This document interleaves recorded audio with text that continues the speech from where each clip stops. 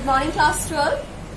I hope you are all well and you are also studying hard. Don't get bored.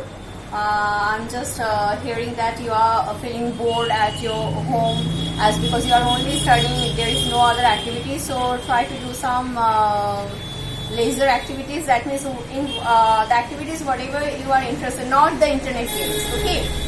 But keep it in your mind that this is a vital year which will determine your future. So, and the only weapon to construct or the only tool to construct a good future is the study right now. So, please study hard. That is the only thing I can tell you right now. So today, as you know, I have already told you that I will be starting the 6th chapter, that is electromagnetic induction. And before starting this 6th chapter, as the name of the 6th chapter is electromagnetic induction. So at first, let me clear you these two terms first. What is electromagnet and what is induction? I know you are having the idea of what are electromagnets and what is induction, but then also as in every class I found that though you have learnt it in your previous class, but you always forget everything after giving the exam. So that's why for your recapitulation, what are electromagnets? That means when electricity flows, it creates some magnetic effect around it, and a good setup can, in that situation, can act as electromagnets. So you have learnt it in your class 10 syllabus, remember?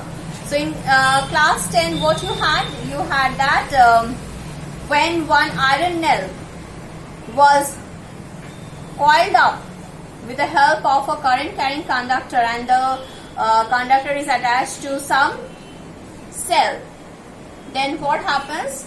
That coiled up nail behaves like one electromagnet. This is what you had in your class 10 syllabus, the first board what you have appeared. So that is the electromagnet. That means whenever electric current passes through some conductor, it creates one magnetic effect around it. Here I will be using the term field, though I have used it a little bit in my previous class also. Previous class means in previous chapter. Thinking that you have developed a good concept in field, then also as because this is the introduction class of this 6th chapter of our NCERT book. So today I will tell you, actually I would like to discuss a little bit generalized concept of field. So okay, so that is the something which I will come after discussing the term induction. Okay, so what is induction? There are two terms, conduction and induction. Conduction is the transfer of anything with the help of proper contact. That means when there is proper contact, then only the conduction will take place. Okay. But then what is induction? Induction is that transfer of anything will take place without the requirement of contact. For example, what your elder says that stay in a good group of friends. They will influence you to study hard as because they are having the same kind of mentality. So that kind of influence. So they are not directly transferring their thoughts in your mind with the help of some data cable. No, it is not like that. So the influence is here, that is the wireless transfer. No contact is required. Wireless transfer. So that is the induction. Let me tell you with the help of one example. Suppose you have one charged bar. This bar is positively charged, and you have brought this bar near to another object which is neutral in nature. Then what you will find? You will find that as because it is neutral, this is positive charge, so it will create one influence around this, and due to that influence, what will happen? The negative charges will accumulate on this surface closer to the positive side because of the Coulombic attraction, and the other side will appear more positive. So here what is happening? The separation of charges are taking place, and if you ground this side, what we were doing in case of capacitor, then this will be neutralized. And hence this bar will become then negatively charged. This bar will then become negatively charged. Okay, so this is the process of induction. So you are not transferring, or you are not creating the charge with the help of the conduction method. So in conduction, actually what we'll do, this is the induction. But in conduction, how the figure will look like? Suppose you have one charged rod. You have to bring this in contact with one neutral one. Then what you will find?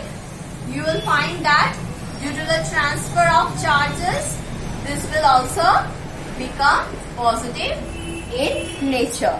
So this is the process of conduction. So in conduction, contact is very much important, but in induction, no contact is required. So here, now before telling you that how these were came to existence, that means they were always existing in the nature, but the scientists, how they came to know about these physical effects. Before that, let me discuss about the field. So in your first chapter, you were talking about the electric field, and here in this chapter I will be talking about the magnetic field. So the field word is common. So what is field? So whenever, apart from physics, if the field word comes in your mind, suppose you are not in a physics class, the physics book is not open to you, and some friend came to you and they told you about I have saw a field, then what you will think? Yes, a playground. The field, by hearing the term field, the word comes in our mind. Yes, the playground, the games period, we have to go to the field. Yes, field. That means field is something open space. Nowadays you must be hearing of the things that in medical field, in engineering field, in different fields. So these are actually, practically the field means some vast space, some vast open space which has a particular influence. So that particular influence, what kind of influence you will find over that vast open space, is determined by the word which is written, the word which is affixed, the word that is prefixed to the word field. Okay, so here I was telling you about, in our first chapter we have came to know about the electric field. That means in that open space, when you will get the influence of electric effects, then that field is the electric field. And here we will get when we are getting the influence of magnets. That means that we are getting the different characteristics, we are experiencing different characteristics of magnets. Then the field we are experiencing is the magnetic field. So this is the concept of field. Okay, I know it is clear to you. So today, before starting the electromagnetic induction, here I would like to tell you about something about the magnetic field. The space around the current carrying conductor in which its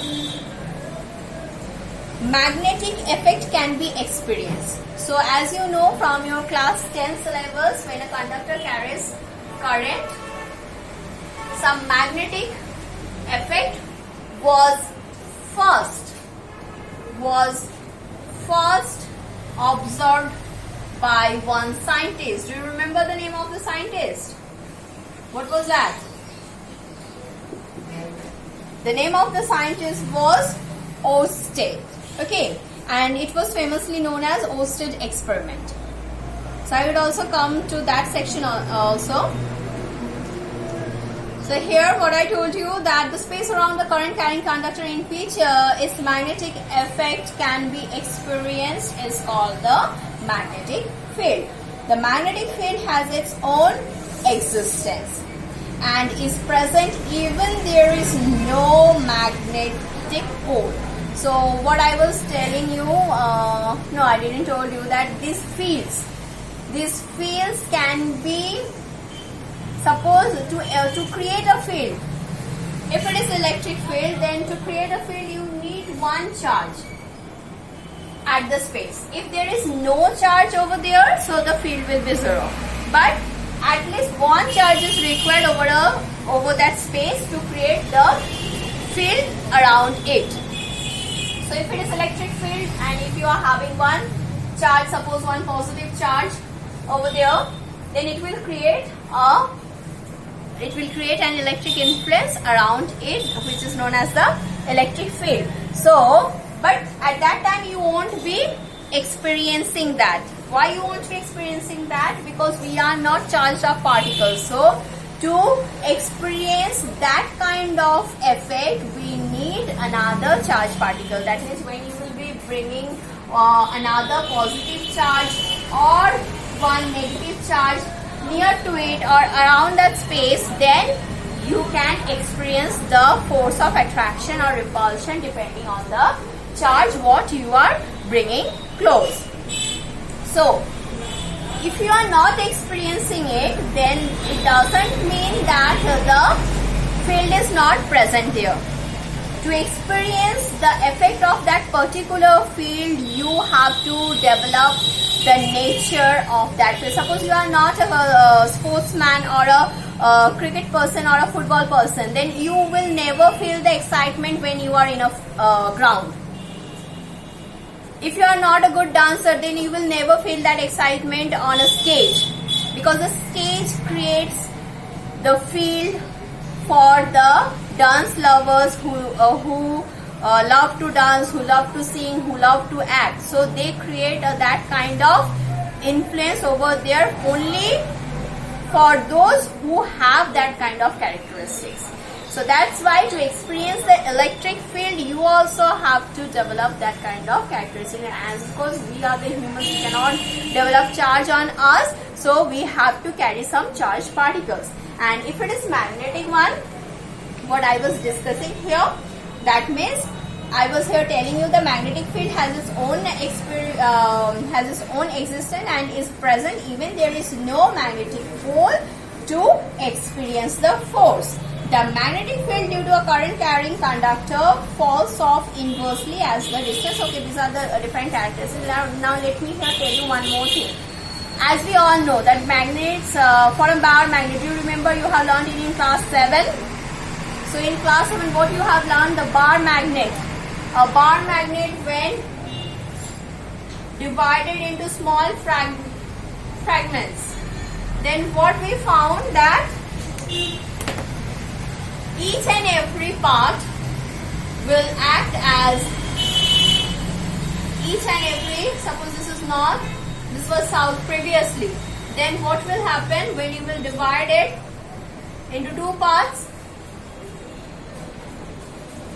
Then you will get a south here, a north here. Okay? Then again, if you are dividing it, you will get a south here, north here. Dividing this, south here, north here. So the poles are inseparable.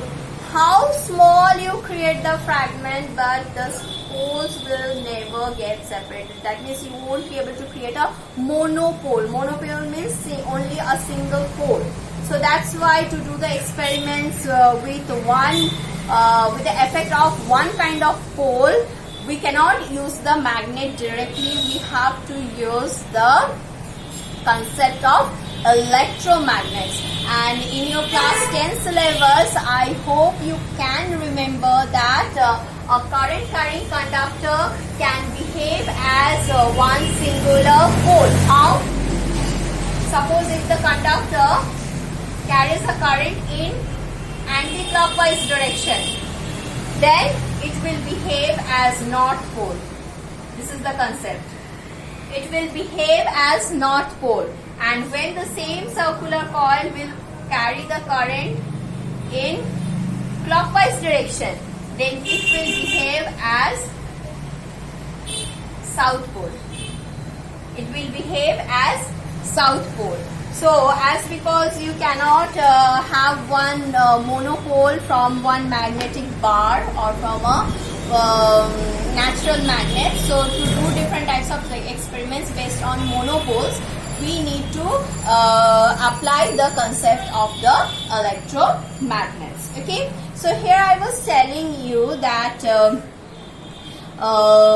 the Oersted experiment. Let me once again recapitulate you the concept that from Oersted experiment, when the electric current passes through a conductor, so what he did, actually this was a by mistake invention. How? He was doing something else with the electrical circuit, and one small magnet, that is the compass. One small compass was over there near to the circuit. Then whenever he was switching on the circuit and the current was flowing, he can see one deflection on the compass. And from that, at the beginning, he thought that there must be some vibration on the table. That's why the needle of the compass is deflecting. But that's why, to confirm it, he has done the same situation. He has created the same situation very sincerely, and he found that no, it was not such kind of vibrations are not creating that deflection. There must be something else, and it is related to the current, as because whenever the switch is, the current is on in the circuit, the deflection can be seen.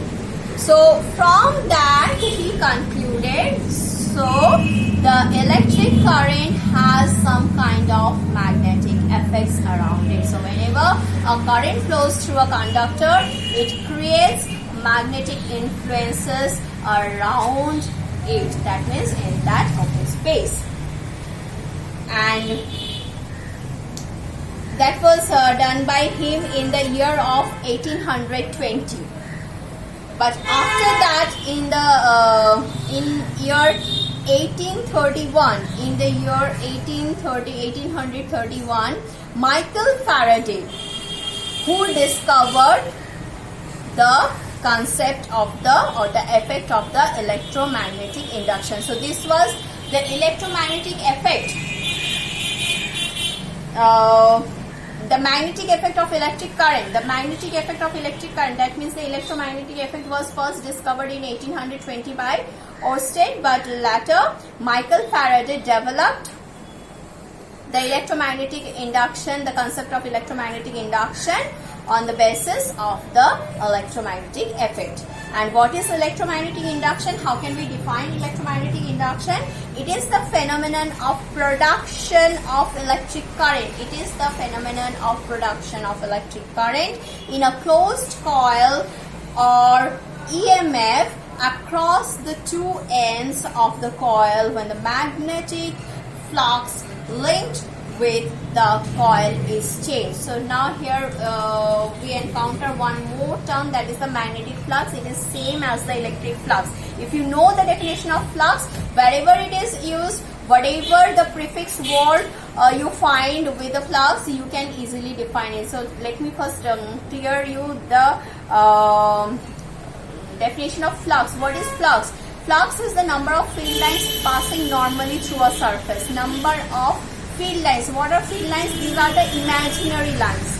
These are the imaginary lines we have developed to we have created to develop our concept.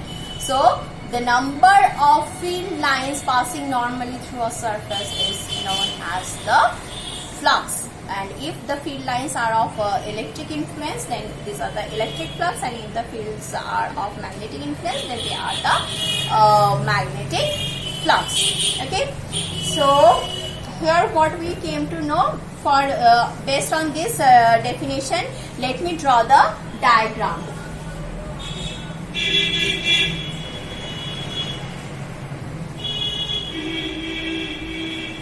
So the diagram is that, suppose you have one coil. So this is what you had in class 10 syllabus.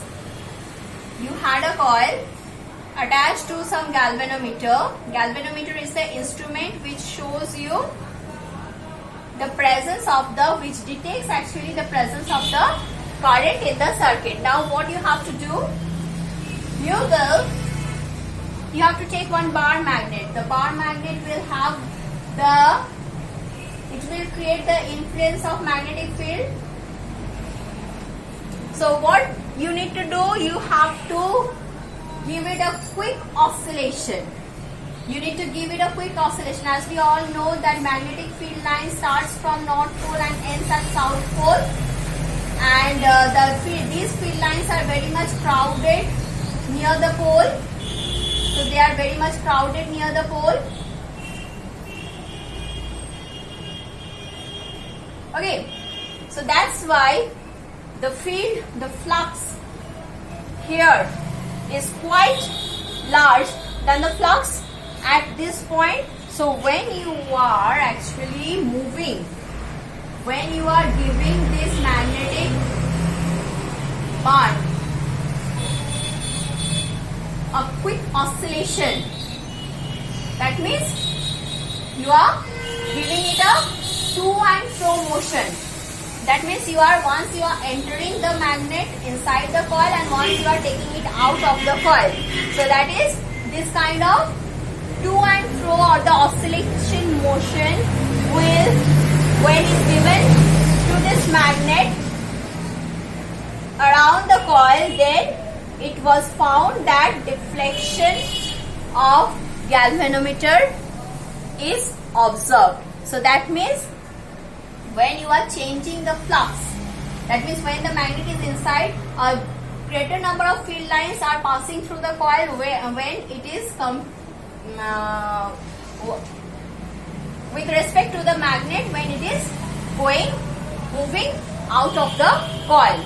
So at that time the flux were decreasing. That means because the magnet is going outside, so the field lines are moving away from each other, so the flux is decreasing. That's why just listen to the definition once again. It is the phenomenon of production of the electric current in a closed coil as the number of magnetic field lines crossing the coil, as the number of magnetic field lines, this is related to the flux, as the number of magnetic field lines